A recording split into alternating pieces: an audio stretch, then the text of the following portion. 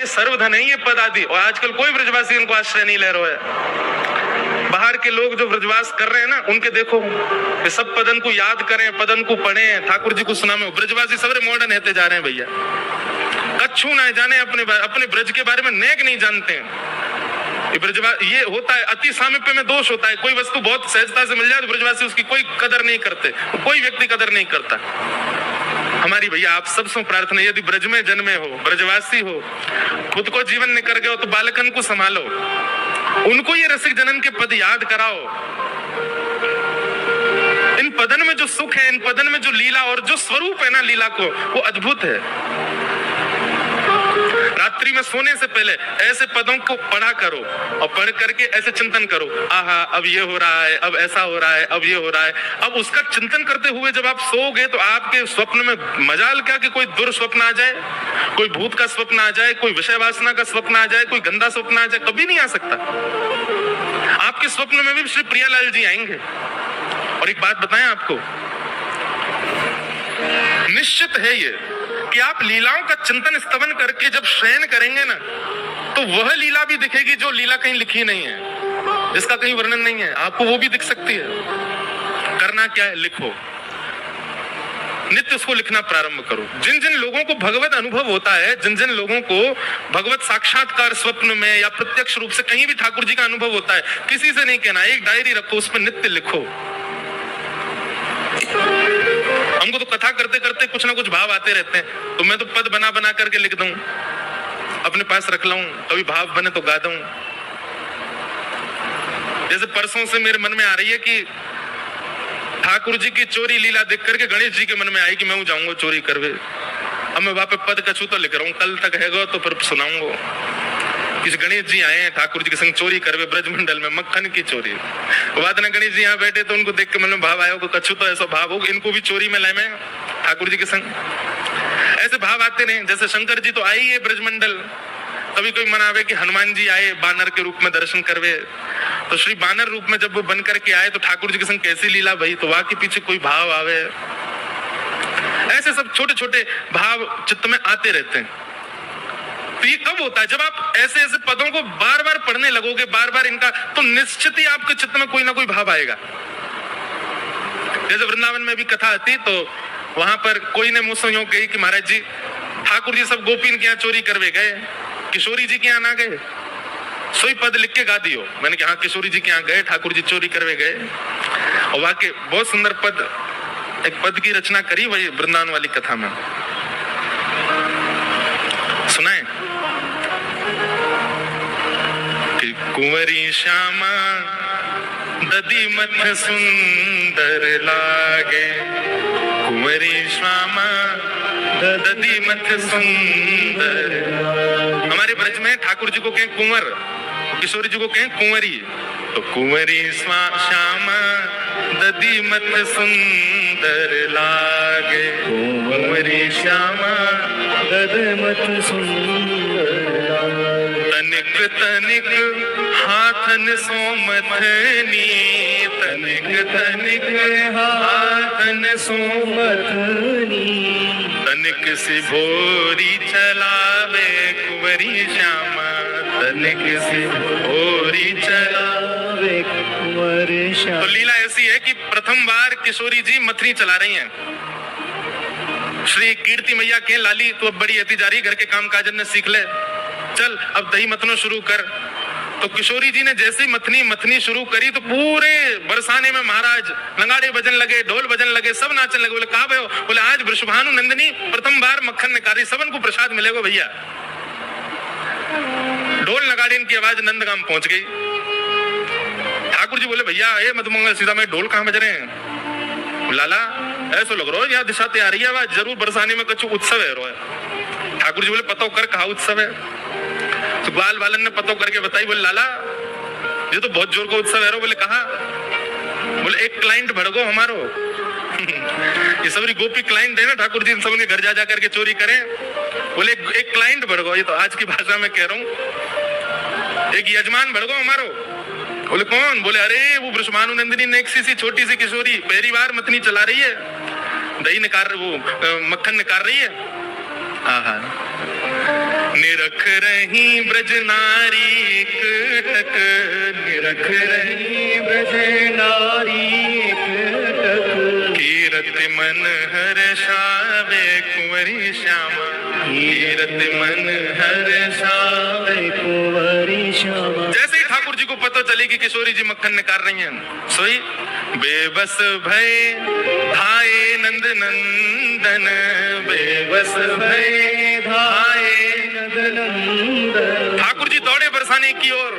जैसे पता चले, अरे किशोरी जी के मक्खन की सबसे पहलो मक्खन को पहलो ग्रास तो मैं पाऊंगा, मुंह से पहले कोई और चख नहीं लेवा को। बेबस भय धाये नंद नंदन, बेबस भय धाये नंद नंदन। अब ठाकुर जी को नंद वृषभानु भवन में प्रवेश तो कोई करम नहीं देगो। कैसे गए ठाकुर जी?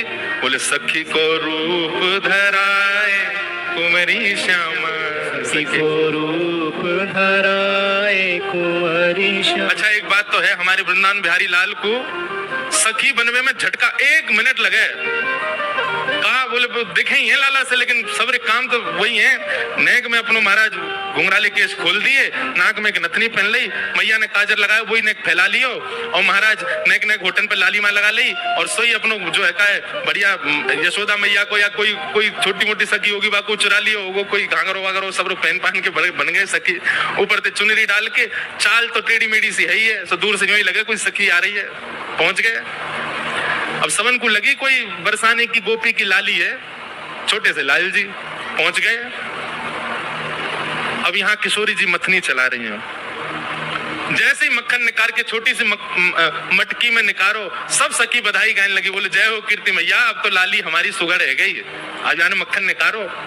बोले प्रथम माखन को भोग तो कुल देवी को लगाओ, कुल देवी के काजे लेके चलो, फिर सबन में वितरण होएगा। ठाकुर जी कह रहे हैं या कुल देवी वो ना पाऊंगा, सबसे पहले तो मैं पाऊंगा, मुंह से पहले कुल देवी पे चलोगे तो बेकार रह जाएगा सब काम।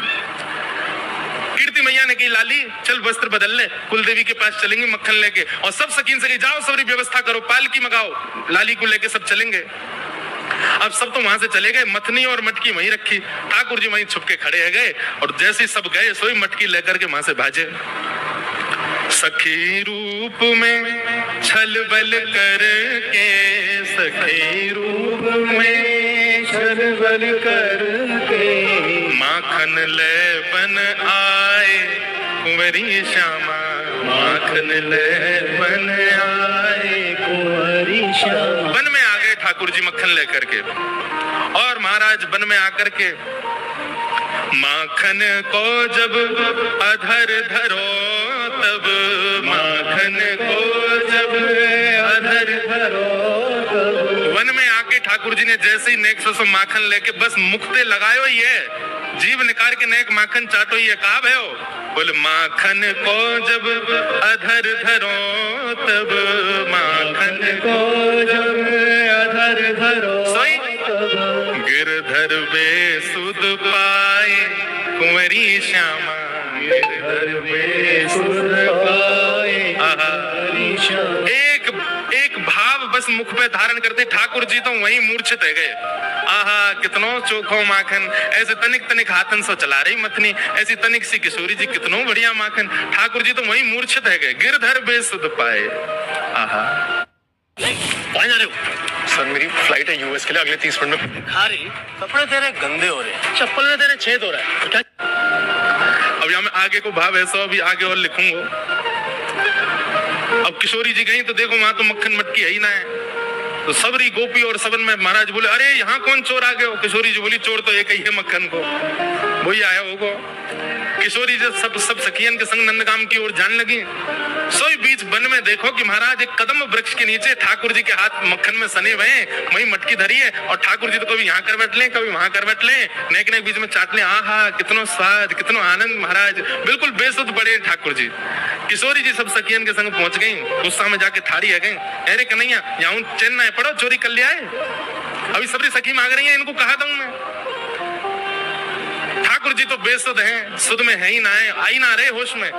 सब सखी बोली हमें पहले मक्खन चाहिए, हम पहले चकवे वारे जाने, सब रो झूठो कर दियो। किशोरी जी बोली अरे नाय अधरामृत मिलेगो, सबरी बैठो हाथ पसार के। सब सखी हाथ पसार के बैठ गई और बेसुध कन्हैया के मुख पे जितनो मक्खन लगो नेक नेक लेकर के किशोरी जी ने सब में बांट दियो, सबको प्रदान कर दियो। किशोरी जी के हाथ को निकसो माखन, लाला के अधर से लगो माखन, सबको प्रसाद मिले। तो ऐसी लीला चिंतन में आवे अपने आप। अब ये लीला कहीं लिखी नहीं है, कहीं वर्णित नहीं है, पर ये चिंतन में आती है। कब? जब आप रसिक जनन के खूब भाव सुनोगे और दिन रात इन्हीं लीलाओं को चिंतन करते रहोगे, अपने आप भाव प्रकट होंगे। ऐसी करी होगी तो कैसा लगा होगा, ऐसा होगा तो कैसा भय होगा। ये सूरदास आदि ये सब जो अष्ट सखा हैं, इनको कहां से मिली लीला? ये कहीं लिखी तो है नहीं।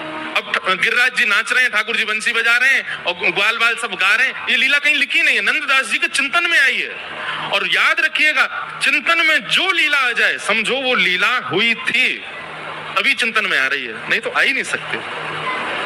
तो ऐसे ठाकुर जी ने गिरिराज जी धारण किए। 7 दिन 7 रात्रि पर्यंत गोवर्धन धारण करके इंद्र को मन में लगी कि भैया मैंने कोई अपराध कर दिया लगे, सोई इंद्र ने आकर के ठाकुर जी से क्षमा मांगी। भगवान ने गिरिराज जी पुनः विराजमान कर दिए और इंद्र को भगवान ने क्षमा कर दिया। बोलो गोवर्धन नाथ की। इंद्र ने भगवान की स्तुति गाई। तत्पश्चात सब ब्रजवासी ने ठाकुर जी गोद में उठा लिए, सब नाचन लगे, बोले लाला तेने हम सब ब्रजवासी की रक्षा करके जे बता दई कि भैया लाला तो हम सबसे कितनो प्रेम करे। गैया ने ठाकुर जी को नाम रख दियो गोविंद। अब भगवान को एक और नाम है क्यों? गोविंद। आगे फिर एकादशी व्रत की कथा बताई गई। एकादशी व्रत क्यों करना चाहिए और वाक्य पीछे कारण कहा है? भैया एकादशी के दिन अन्न में पाप को निवास होवे। वादना यदि आप अन्न खाओ तो कोई नया पाप लगे, ये बात तो बाद की है, परंतु एकादशी पर अन्न खाने से, बहुत ध्यानपूर्वक सुनिएगा, एकादशी के दिन अन्न सेवन करने से आपके पूर्व के पाप, जिनको आपने गंगा स्नान करके खत्म कर दिया, जिनको तीर्थ यात्रा करके नष्ट कर दिया, जिनको जप तप अनुष्ठान के द्वारा जिन पापों को आप नष्ट कर चुके हो, एकादशी के दिन अन्न खाने से वे पाप पुनः जागृत हो जाते हैं। एक प्रकार से कहा जाए तो आपके द्वारा किए गए यज्ञ अनुष्ठान तीर्थ यात्राओं का जो फल आपको मिला वो नष्ट हो जाता है। इसलिए एकादशी के दिन अन्न सेवन नहीं करना चाहिए। लेकिन हमारी ब्रज की कई परंपरा हैं, जैसे हरिदासी, हरिवंशी, वहां पर एकादशी नियम नहीं है। जगन्नाथपुरी चले जाओ, वहां भी एकादशी नियम नहीं है। तो कई स्थानों पर एकादशी नियम नहीं है, कई संप्रदायों में भी एकादशी नियम नहीं है। तो ऐसा नहीं है कि वो लोग जब पाते होंगे तो उनको अपराध लगता, नहीं लगता, क्योंकि उनकी परंपरा में जब नियम नहीं है, उनकी परंपरा का भाव भी तो बहुत सुदृढ़ है। जैसे हरिदास परंपरा, जहां पर श्री कुंज बिहारी लाल प्रकट भये, वहां पर नियम है कि वहां एकादशी ना हो। क्यों? उनकी भावना ऐसी है कि भैया हमने कल ठाकुर जी को भोग लगायो, अन्न को भोग लगायो, और आज पड़ गई एकादशी, तो ठाकुर जी के अधर से छुबो भयो प्रसाद में पाप कैसे आ सके? वो तो प्रसाद है और यह भावना से वो प्रसाद पावे। लेकिन एकादशी के दिन एक बात बहुत ध्यानपूर्वक सुन लीजिए, एकादशी के दिन कोई व्यक्ति आपके घर आयो और घर आकर के माने आपको कोई प्रसाद अर्पित कियो, जैसे मान लो नाथ द्वार से आयो और नाथ द्वार से आकर के माने आपको दियो, बोले भैया श्रीनाथ जी को प्रसाद है, और वास्तव में कहीं आपने कहा हो जा मैं तो अन्न है, मेरा तो आज व्रत है, तो आपको अपराध लगेगा। इसलिए क्या करना है, घर में यदि कहीं भी तीर्थ से, मंदिर से यदि एकादशी के दिन प्रसाद आता और उसमें यदि अन्न है तो अन्न बुद्धि रखनी नहीं है, वो प्रसाद है, उसके प्रति अन्न बुद्धि रखते ही वो प्रसाद का भाव नष्ट हो जाता है, फिर पाप लगेगा ही लगेगा उसको पाने से। इसलिए कभी भी यदि प्रसाद ठाकुर जी का घर में आवे, एकादशी का दिन हो, तुरंत उसमें से तिनका ही सही थोड़ा सा जिह्वा पे धारण करके स्वीकार करो, उससे पाप नहीं लगता है। बाकी वैष्णवों को एकादशी व्रत निश्चित रखना चाहिए। एकादशी के दिन बहुत कथाएं हैं एकादशी निष्ठा की। एक कथा तो यह है कि एकादशी के दिन पाप निवास होता है। एक बात ऐसी है, हम ठाकुर जी को कुछ ना कुछ प्रस्तुत करते हैं, कोई धन देता है, कोई पत्र देता है, कोई पुष्प देता है, कोई फल देता है, कोई कुछ ना कुछ ठाकुर जी को देते हैं, पर अन्न खाने से, अन्न सेवन करने से हमारी आयु घटती है, आयु कम होती है, और यदि हम एक दिन अन्न सेवन नहीं करते तो हमारी आयु एक दिन की बढ़ जाती है। इसलिए करवा चौथ के दिन माताएं बहनें व्रत रखती हैं और अपने पति की दीर्घायु नहीं, एक ही दिन की आयु मिले बेचारे, और एक ही दिन बड़ो होता होगा, मैया के व्रत रखवे से। तो हम क्या करते हैं कि वो करवा चौथ वाले दिन माताएं क्या करती हैं, पति को देख के जलपान कर लेंगी और फिर रात में भोजन कर लेती, मतलब अपने पूरे दिन भूखे रह करके जो पूरे दिन की आयु थी माताएं वो पति को दे देती। ठीक वैसे ही हम अपने जीवन के एक दिन को, एकादशी को, हम अन्न सेवन ना करके पूरे दिन की आयु जो हमारे पास बचती है, पूरे दिन जो हमारे पास शेष आती है, हम उसको द्वादशी के दिन अन्न सेवन करके अपना व्रत पूर्ण करके ठाकुर जी के चरणों में अर्पित कर देते हैं। नाथ, ये एक दिन जो मुझे मिलने वाला मुझे नहीं चाहिए, मैं उसको आपके चरणों में अर्पित करता हूँ। तो एक प्रकार से हम एक दिवस, अपने जीवन का एक दिवस ठाकुर जी को अर्पित कर रहे हैं। एकादशी व्रत करने से पूरा दिन ठाकुर जी के, एक प्रकार से ये माना जाएगा यानी 24 घंटा भजन कियो अगर एकादशी व्रत रखते हैं तो एकादशी व्रत करना चाहिए। इस प्रकार व्रत के भाव हैं। वैष्णव के अंदर 3 निष्ठा होनी चाहिए। सबसे पहले तुलसी निष्ठा, अपने कंठ में तुलसी धारण करे। दूसरी नाम निष्ठा, एक नाम जाप जरूर करे। अब इसमें भी 2 बात सुनिएगा, मंत्र जाप अलग बात है और नाम जाप अलग बात है।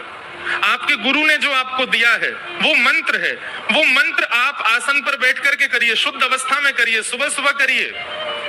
पर नाम आप कभी भी जप सकते हो, कहीं भी जप सकते हो, कैसे भी जप सकते हो। नाम जपने में कोई अपराध नहीं लगता।